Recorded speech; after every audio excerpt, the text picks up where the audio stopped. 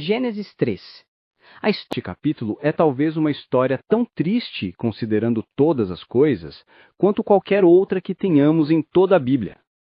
Nos capítulos anteriores, tivemos a agradável visão da santidade e felicidade de nossos primeiros pais, da graça e favor de Deus, e da paz e beleza de toda a criação. Tudo bom, muito bom. Mas aqui a cena é alterada. Temos aqui um relato do pecado e da miséria de nossos primeiros pais, a ira e a maldição de Deus contra eles, a paz da criação perturbada e sua beleza manchada e maculada. Tudo ruim, muito ruim. Como o ouro escureceu e o ouro mais fino mudou. Oh, que nossos corações tenham sido profundamente tocados por este disco, pois estamos todos quase envolvidos nisso. Que não seja para nós como um conto que é contado. O conteúdo geral deste capítulo temos Romanos 5,12. Por um homem entrou o pecado no mundo, e pelo pecado a morte. Assim também a morte passou a todos os homens, porque todos pecaram. A sutileza do tentador. A importunação do tentador. Nós lemos em Gênesis 3, versos 1 a 4, o seguinte. Verso 1. Mas a serpente, mais sagaz que todos os animais selváticos que o Senhor Deus tinha feito, disse à mulher: É assim que Deus disse? Não comereis de toda a árvore do jardim? 2. Respondeu-lhe a mulher: Do fruto das árvores do jardim podemos comer. Mas do fruto da árvore que está no meio do jardim, disse Deus: Dele não comereis, nem tocareis nele, para que não morrais. 3. Então a serpente disse à mulher: É certo que não morrereis. 4. Temos aqui um relato da tentação com a qual Satanás atacou nossos primeiros pais para atraí-los ao pecado, e que se mostrou fatal para eles. Aqui observe. Primeiro, o tentador, e esse era o diabo, na forma e semelhança de uma serpente. É certo que foi o diabo que enganou Eva. O diabo e Satanás é a antiga serpente, Apocalipse 12, verso 9. Um espírito maligno, por criação um anjo de luz e um atendente mediado no trono de Deus. Mas pelo pecado tornou-se um apóstata de seu primeiro estado e um rebelde contra a coroa e dignidade de Deus. Multidões de anjos caíram, mas este que atacou nossos primeiros pais era certamente o príncipe dos demônios, o líder da rebelião. Tão logo ele era um pecador, ele era um Satanás. Tão logo um traidor, era um tentador, como alguém enfurecido contra Deus e sua glória e inveja do homem e de sua felicidade. Ele sabia que não poderia destruir o homem senão debochando dele. Balaão não podia amaldiçoar Israel, mas podia tentar Israel. Apocalipse 2, verso 14. O jogo, portanto, que Satanás tinha que jogar era atrair nossos primeiros pais ao pecado e assim se separar entre eles e o seu Deus. Assim o diabo foi desde o início um assassino e o grande criador de travessuras.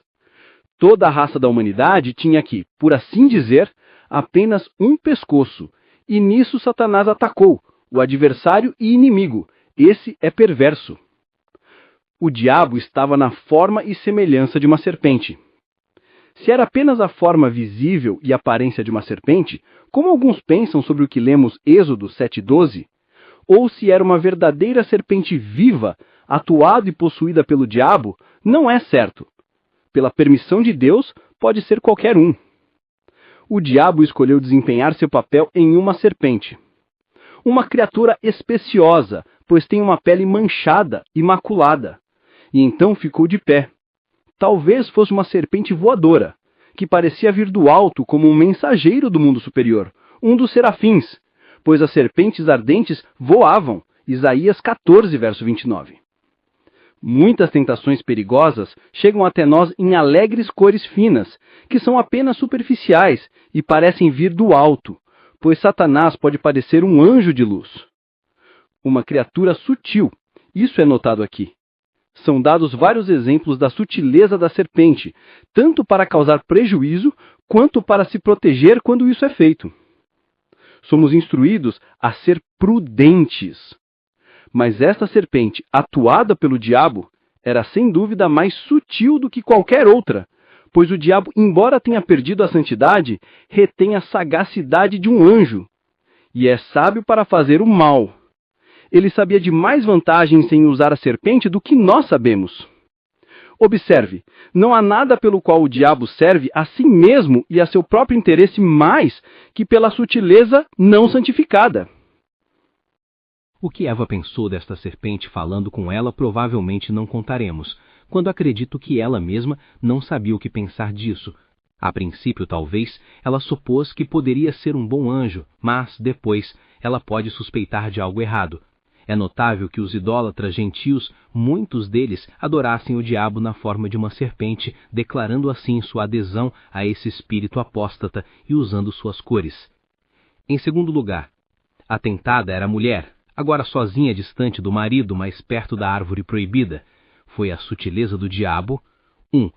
Assaltar o vaso mais fraco com suas tentações. Embora perfeita em sua espécie, podemos supor que ela seja inferior a Adão em conhecimento, força e presença de espírito. Alguns pensam que Eva recebeu o comando não imediatamente de Deus, mas de segunda mão por seu marido, e, portanto, pode ser mais facilmente persuadida a desacreditá-lo. 2. Era sua política conversar com ela quando ela estava sozinha. Se ela tivesse ficado perto do lado de onde foi tirada recentemente, ela não teria sido tão exposta. Existem muitas tentações às quais a solidão dá grande vantagem, mas a comunhão dos santos contribui muito para sua força e segurança. 3. Ele aproveitou para encontrá-la perto da árvore proibida e, provavelmente, olhando para o fruto dela, apenas para satisfazer sua curiosidade. Aqueles que não comem do fruto proibido não devem se aproximar da árvore proibida. Evite-o, não passe por ele. Provérbios 4, verso 15. 4. Satanás tentou Eva para que por ela pudesse tentar Adão. Então, ele tentou Jó por sua esposa e Cristo por Pedro. É sua política enviar tentações por mãos insuspeitas e aquelas que têm mais interesse em nós e influência sobre nós. Em terceiro lugar, a tentação em si e o gerenciamento artificial dela. Muitas vezes, nas Escrituras, somos informados de nosso perigo pelas tentações de Satanás, seus ardis, 2 Coríntios 2, verso 11, suas profundezas, Apocalipse 2, verso 24, suas astúcias, Efésios 6, verso 11. Os maiores exemplos que temos deles estão em sua tentação dos dois Adões, aqui e em Mateus 4. Nisso ele prevaleceu, mas nisso ele ficou perplexo. O que ele falou com eles, de quem ele não tinha nenhuma corrupção neles, ele fala em nós, por nossos próprios corações enganosos e seus raciocínios carnais. Isso torna seus ataques a nós menos perceptíveis, mas não menos perigosos.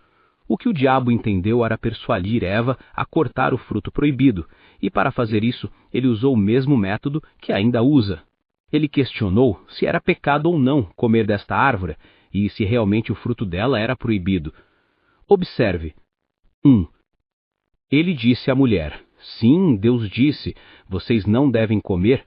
A primeira palavra insinuou algo dito antes, introduzindo este e com o qual está conectado. Talvez algum discurso que Eva teve consigo mesma, no qual Satanás se apoderou e enxertou esta questão. Na cadeia de pensamentos, uma coisa estranhamente traz outra, e talvez algo por fim. Observe aqui que 1. Ele não descobre o seu desígnio ao princípio, mas faz uma pergunta que parecia inocente. Ouvi uma notícia, por favor, é verdade? Deus o proibiu de comer desta árvore? Assim ele começava um discurso e a atraía para uma negociação. Aqueles que queriam ser seguros precisam ser desconfiados e tímidos para falar com o tentador. 2. Ele citou o comando falaciosamente como se fosse uma proibição, não apenas daquela árvore, mas de toda. Deus havia dito, de toda a árvore vocês podem comer, exceto uma. Ele, agravando a exceção, esforça-se para invalidar a concessão. Deus disse, vocês não devem comer de toda a árvore? A lei divina não pode ser reprovada, a menos que seja primeiro deturpada. 3. Ele parecia dizer isso de modo zombador, repreendendo a mulher por sua timidez de se intrometer naquela árvore, como se tivesse dito: você é tão bom e cauteloso e muito preciso porque Deus disse, não devo comer. O diabo, assim como é mentiroso, também é escarnecedor desde o princípio, e os escarnecedores dos últimos dias são seus filhos. 4. O que ele pretendia no primeiro ataque era tirar dela o senso de obrigação do comando. Certamente você está enganado, não pode ser que Deus o amarrasse desta árvore. Ele não faria algo tão irracional. Veja aqui que é a sutileza de Satanás manchar a reputação da lei divina como incerta ou irracional, e assim atrair as pessoas ao pecado, e que é, portanto, nossa sabedoria manter uma crença firme e um alto respeito pelo mandamento de Deus. Deus disse, não mentirás, nem tomarás o seu nome em vão, nem te embriagarás, etc. Sim, tenho certeza que sim, e está bendito, e por sua graça eu o cumprirei, seja lá o que o tentador sugerir ao contrário. 2. Em resposta a esta pergunta, a mulher lhe dá um relato claro e completo da lei sob a qual eles estavam, versículos 2 e 3. Aqui, observe. 1. Foi sua fraqueza entrar em conversa com a serpente. Ela pode ter percebido pela pergunta dele que ele não tinha um bom propósito e, portanto, deveria ter começado com um afaste-se de mim, Satanás, você é uma ofensa para mim. Mas sua curiosidade e talvez sua surpresa ao ouvir uma serpente falar levou-a a conversar mais com ele. Observe que é uma coisa perigosa tratar com uma tentação, que deve ser inicialmente rejeitada com desdém e aversão. A guarnição que soa em negociação não está longe de ser rendida. Aqueles que seriam mantidos fora do perigo devem manter-se fora do caminho do perigo. Veja Provérbios 14, versos 7, 19 e 27. 2. Ele nega que houvesse qualquer perigo nisso, insistindo que, embora pudesse ser a transgressão de um preceito, não seria incorrer em uma penalidade. Certamente não morrereis. Verso 4. Você não morrerás, morrerás. Então a palavra está em contradição direta com o que Deus havia dito. Ou, não é certo que você morrerá, dizem alguns. Não é tão certo quanto você acredita que é. Assim Satanás esforça-se para abalar o que ele não consegue derrubar e invalida a força das ameaças divinas, questionando a sua certeza. E quando supõe-se que haja falsidade ou falácia em qualquer palavra de Deus, uma porta então está aberta. Então aberta a infidelidade absoluta. Satanás ensina os homens primeiro a duvidar e depois a negar. Ele os torna céticos primeiro, e assim, gradualmente, os torna ateus. Ou, 2. É certo que você não morrerá, assim outros dizem. Ele afirma sua contradição com a mesma frase de segurança que Deus havia usado para ratificar a ameaça. Ele começou a questionar o preceito em questão, versículo 1, mas descobrindo que a mulher aderiu a este, ele desistiu da bateria e fez o seu segundo ataque à ameaça, onde percebeu que ela vacilava, pois ele é rápido em espionar todas as vantagens e em atacar a parede onde ela é mais fraca. Certamente você não morrerás. Isto era uma mentira completa, pois 1. Era contrário à palavra de Deus, que temos certeza que é verdade. Ver 1 João 2, 21, 27. Foi uma mentira que deu a mentira ao próprio Deus. 2. Era contrário ao seu próprio conhecimento. Quando ele os disse que não havia perigo na desobediência e na rebelião, ele disse aquilo que sabia ser pela experiência lamentável falso. Ele quebrou a lei da sua criação e descobriu a seu custo que não poderia prosperar nela, e ainda assim ele diz aos nossos primeiros pais que eles não morrerão. Ele ocultou sua própria miséria para que pudessem atraí-los para o mesmo. Assim, ele ainda engana os pecadores em sua própria ruína. Ele diz a eles que, embora eles pequem, não morrerão, e ganham crédito em vez de Deus, que os diz: o salário do pecado é a morte. Observe que a esperança de impunidade é um grande apoio para toda iniquidade e a impenitência nela. Terei paz, ainda que o ande segundo a imaginação do meu coração. Deuteronômio 29, verso 19. 3. Ele os promete vantagens com isso. Verso 5. Aqui ele segue o seu golpe, e foi um golpe na raiz, um golpe fatal na árvore de que somos ramos.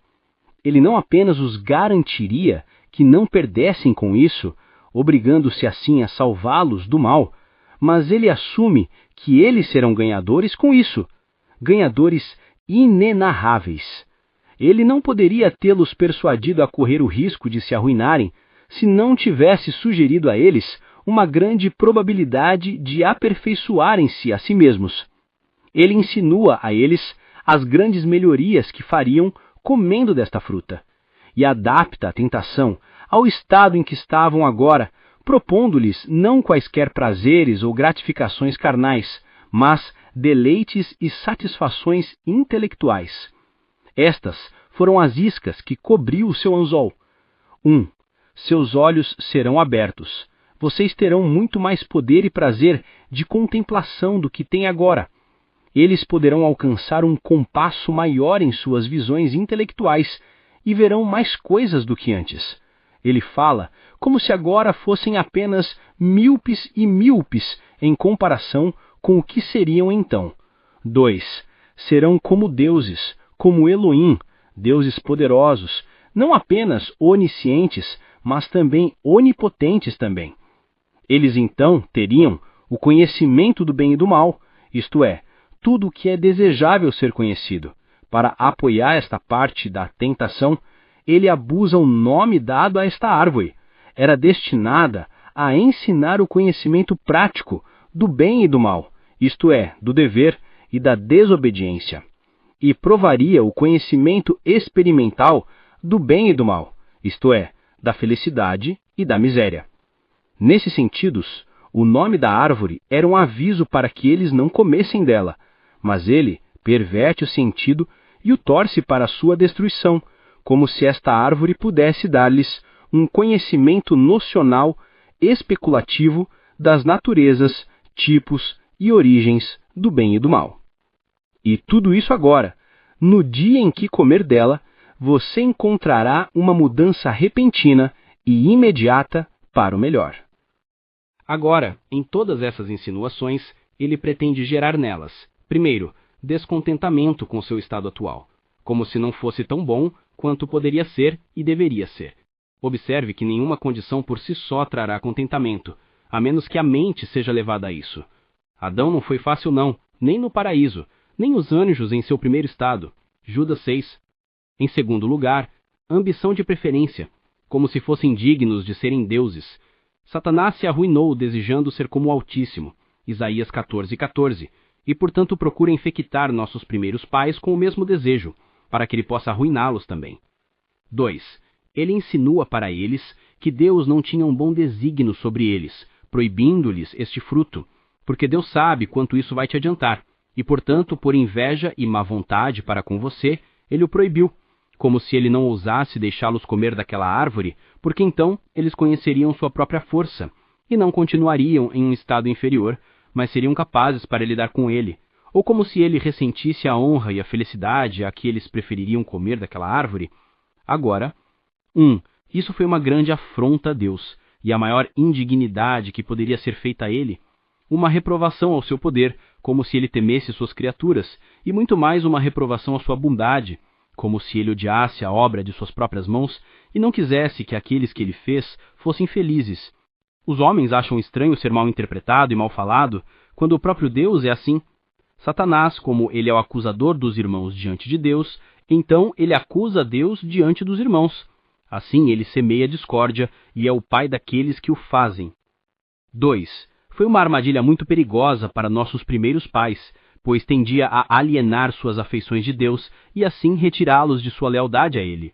Assim, o diabo ainda atrai as pessoas para o seu interesse, sugerindo-lhes pensamentos duros de Deus e falsas esperanças de benefício e vantagem pelo pecado.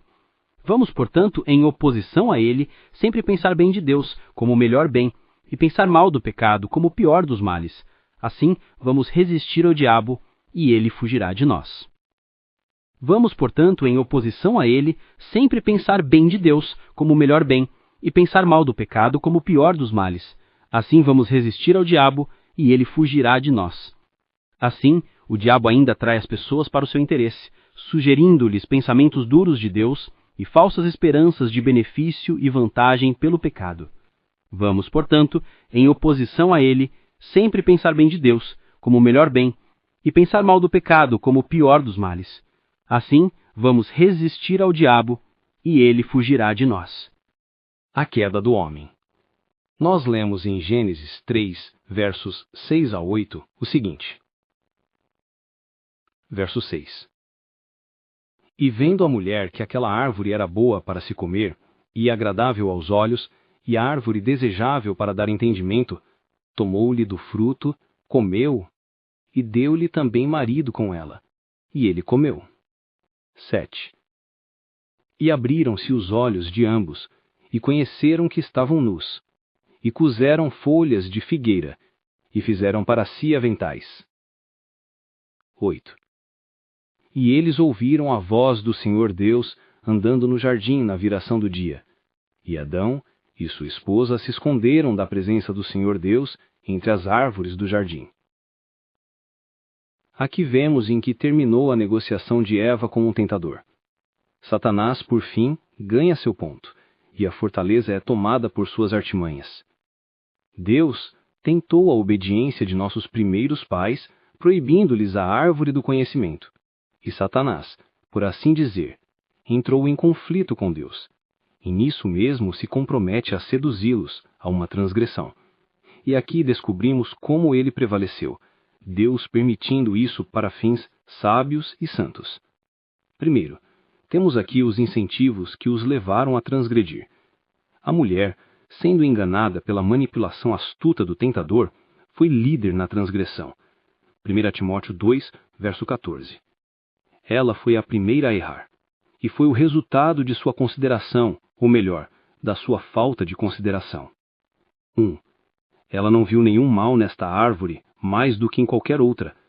Foi dito de todo o restante das árvores frutíferas com as quais o jardim do Éden foi plantado que eram agradáveis à vista e boas para a alimentação.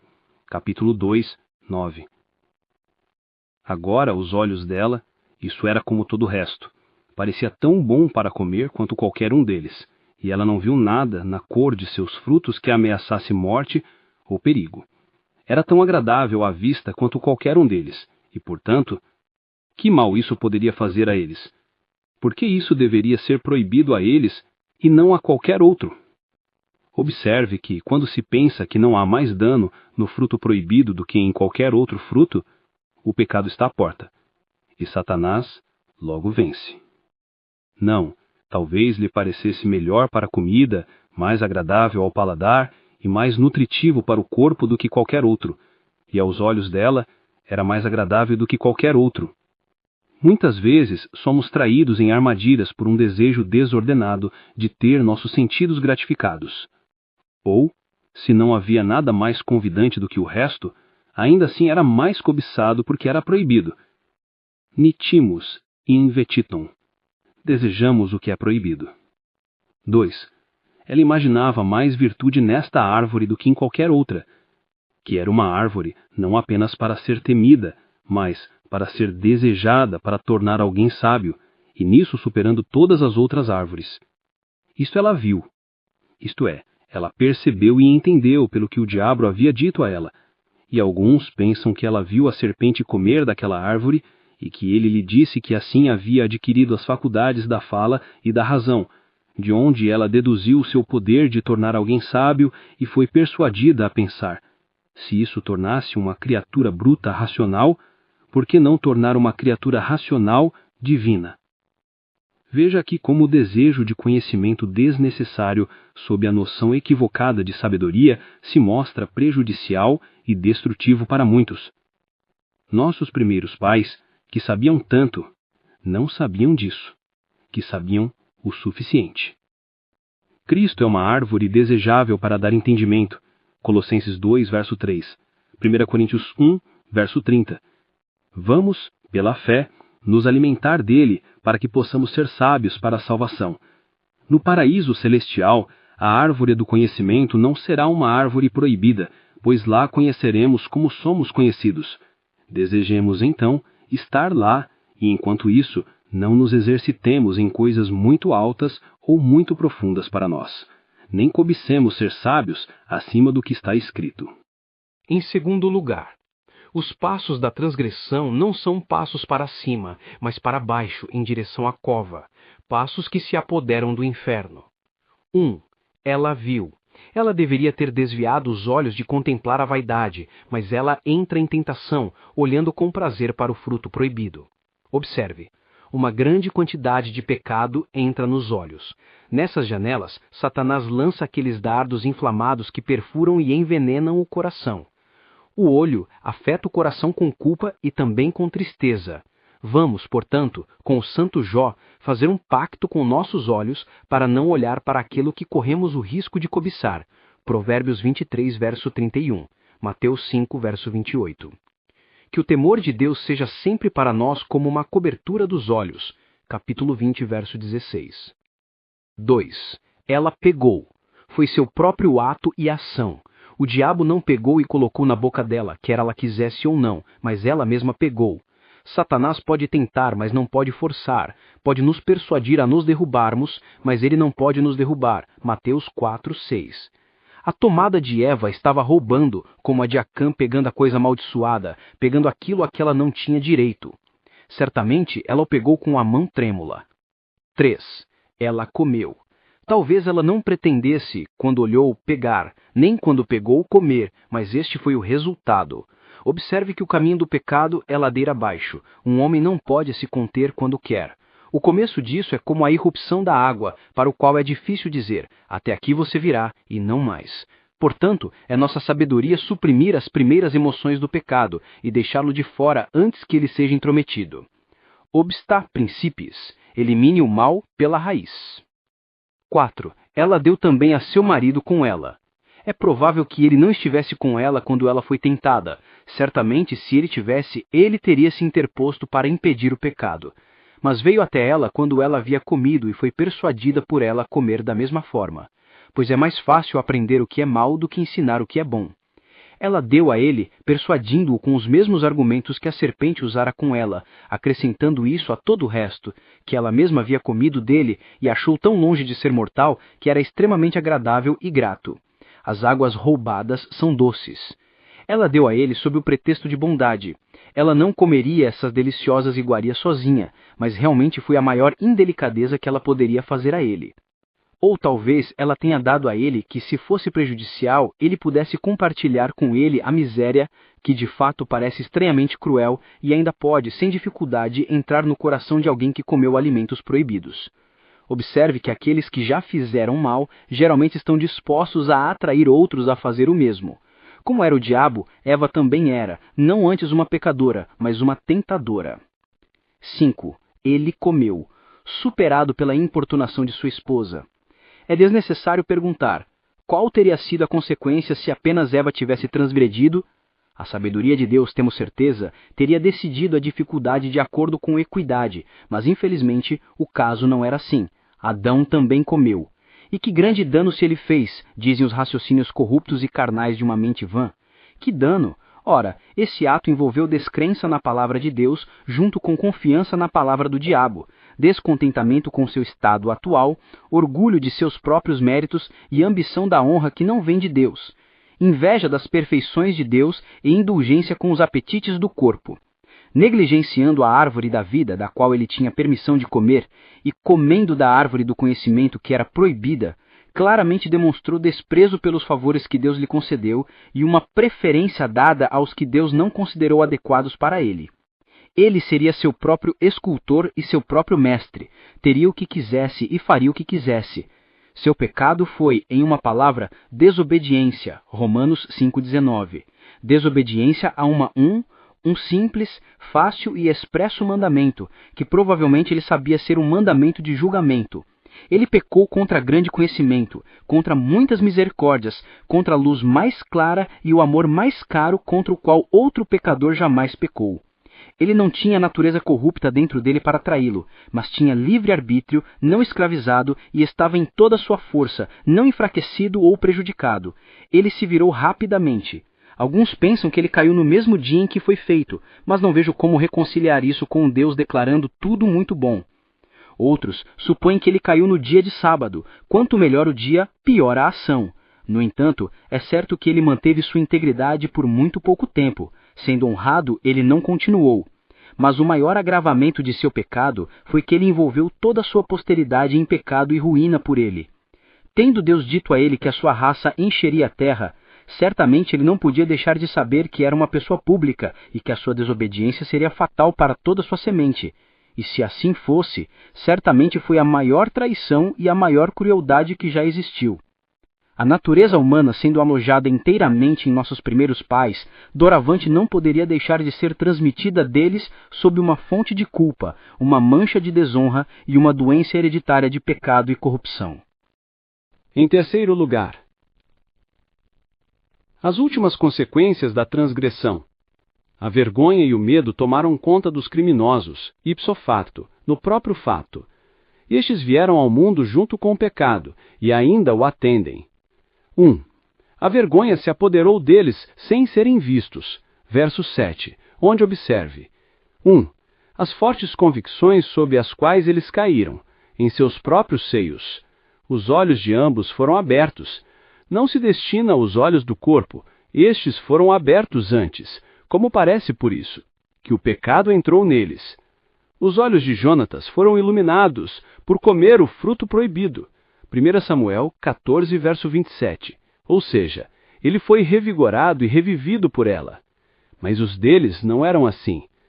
Nem se refere a quaisquer avanços feitos por meio deste no conhecimento verdadeiro, mas os olhos de suas consciências foram abertos.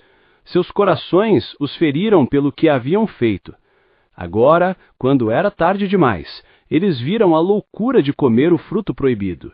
Eles viram a felicidade da qual haviam caído, e a miséria em que haviam caído. Eles viram um Deus amoroso provocado, sua graça e favor perdidos, sua semelhança e imagem perdidas, o domínio sobre as criaturas desaparecido. Eles viram suas naturezas corrompidas e depravadas, e sentiram uma desordem em seus próprios espíritos, da qual nunca haviam tido consciência. Eles viram uma lei em seus membros, guerreando contra a lei de suas mentes, e cativando-os ao pecado e à ira. Eles viram, como Balaão, quando os seus olhos foram abertos, Números 22, verso 31, o anjo do Senhor parado no caminho, e sua espada desembainhada na mão.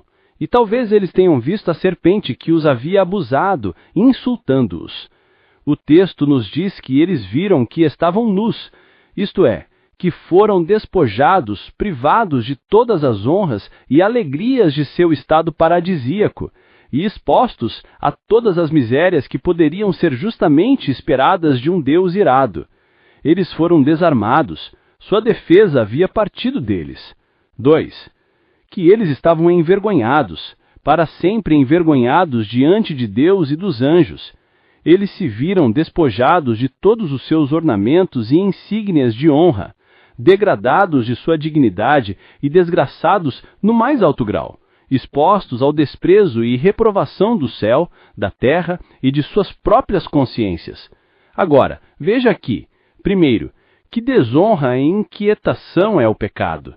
Ele faz mal onde quer que seja, admitido, coloca os homens contra si mesmos, perturba a sua paz e destrói todos os seus confortos. Mais cedo ou mais tarde, ela terá vergonha. Seja a vergonha do verdadeiro arrependimento, que termina em glória, seja aquela vergonha e desprezo eterno a que os ímpios se levantarão no grande dia. O pecado é uma reprovação para qualquer um.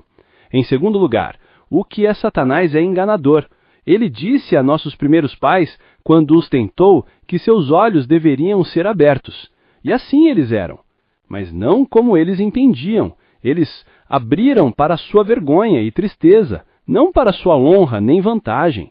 Portanto, Quando ele fala justo, não acreditem nele. Os mentirosos travessos mais maliciosos muitas vezes se desculpam com isso, que eles apenas equivocam, mas Deus não os desculpará. 2. A lamentável mudança que fizeram para atenuar essas convicções e se armarem contra elas.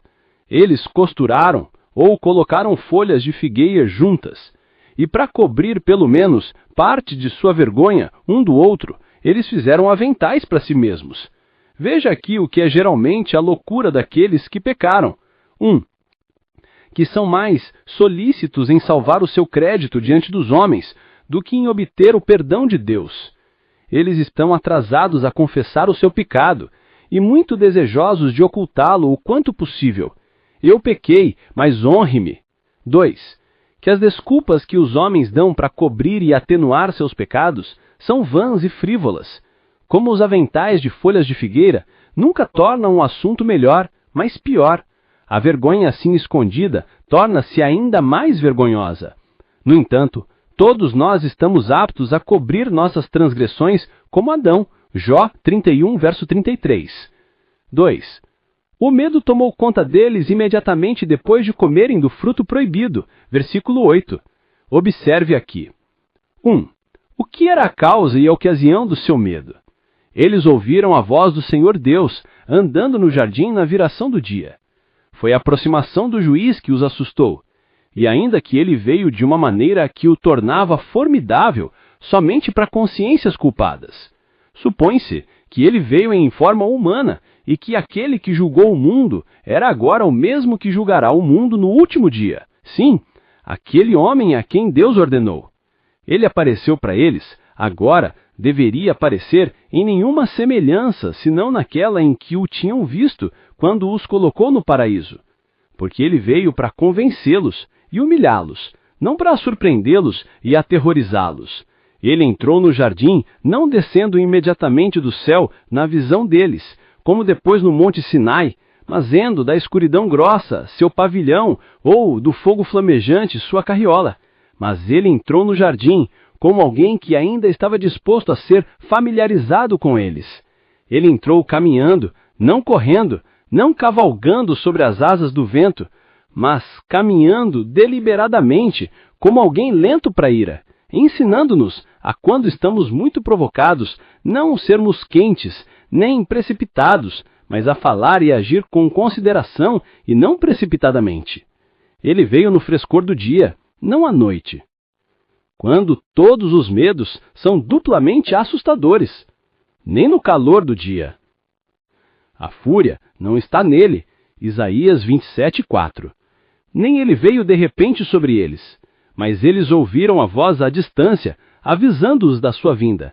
E provavelmente era uma voz mansa e delicada, como naquela em que ele veio a perguntar por Elias. Alguns pensam que o ouviram discursando consigo mesmo, sobre o pecado de Adão e o julgamento agora a ser passado sobre ele, talvez como ele fez em relação a Israel. Oséias 11:8 e 9. Como devo deixar-te? Ou melhor, eles o ouviram chamando por eles e vindo em sua direção. 2. Qual foi o efeito e a evidência de seu medo? Eles se esconderam da presença do Senhor Deus, uma triste mudança. Antes de pecarem, se tivessem ouvido a voz do Senhor Deus vindo em sua direção, teriam corrido para encontrá-lo, e com humilde alegria receberiam suas graciosas visitas. Mas, agora que era o contrário, Deus havia se tornado um terror para eles, e então não é de admirar que eles tivessem se tornado um terror para si mesmos, e estivessem cheios de confusão. Suas próprias consciências os acusaram e colocaram seus pecados diante deles em suas cores apropriadas. Suas folhas de figueira falharam e não lhes prestaram nenhum serviço. Deus veio contra eles como um inimigo, e toda a criação estava em guerra com eles. E até então eles não conheciam nenhum mediador entre eles e um Deus irado, de modo que nada restava além de uma certa busca medrosa de julgamento. Com medo, eles se esconderam entre os arbustos. Tendo ofendido, eles fugiram para o mesmo.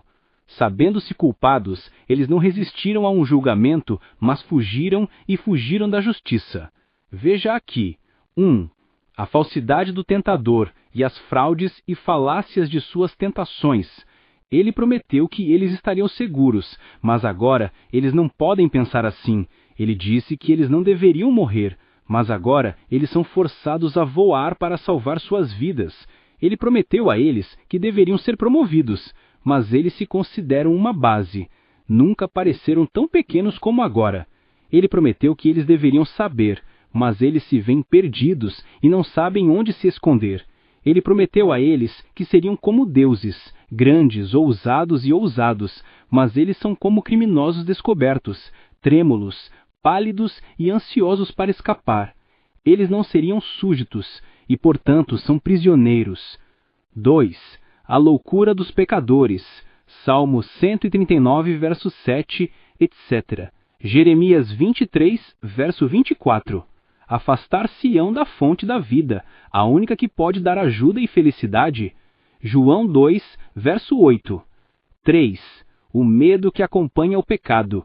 Todo aquele espantoso medo das aparições de Deus, as acusações da consciência, a aproximação de problemas, os ataques de criaturas inferiores e as prisões da morte, que é comum entre os homens, é o efeito do pecado. Adão e Eva, que foram cúmplices no pecado, foram participantes da vergonha e do medo que o acompanharam. E ainda que de mãos dadas, mãos tão recentemente unidas em matrimônio, ainda assim eles não podiam animar nem fortalecer um ao outro. Miseráveis consoladores eles se tornaram um para o outro. Lemos no verso 9, e o Senhor Deus chamou Adão e disse-lhe, onde estás? E no verso 10, e ele disse, ouvi a tua voz no jardim, e tive medo, porque estava nu, e eu me escondi. Temos aqui a acusação desses desertores perante o justo juiz do céu e da terra, que embora não esteja vinculado a observar formalidades, ainda procede contra eles com toda a justiça possível, para que possa ser justificado quando falar. Observe aqui, a pergunta surpreendente com que Deus perseguiu Adão e o prendeu. Onde estás? Não como se Deus não soubesse onde ele estava, mas assim ele entraria no processo contra ele. Venha, onde está esse homem fole? Alguns fazem disso uma pergunta lamentável. Pobre Adão, o que aconteceu com você? Ai de você! Assim, alguns leem, como caíste, Lúcifer, filho da manhã, tu que eras meu amigo e favorito, por quem tanto fiz e por quem teria feito muito mais. Agora você me abandonou e arruinou. Chegou a isso?